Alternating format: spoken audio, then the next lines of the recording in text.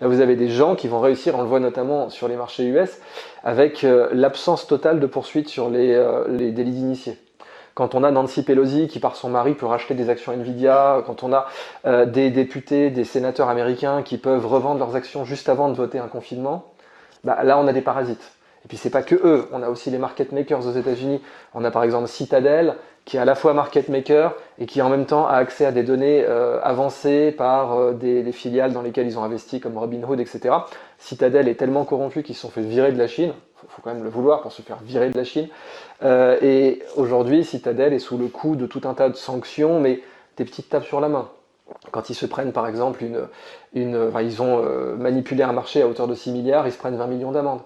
Et là, on a l'extrême opposé, qui est si vous ne sanctionnez pas les gens qui violent les règles, si vous ne sanctionnez pas les gens qui trichent, les gens qui font n'importe quoi, s'il n'y a pas de conséquences, en fait, c'est ce qu'on appelle le skin in the game, toujours pour reprendre les excellents travaux de Nassim Nicolas Taleb.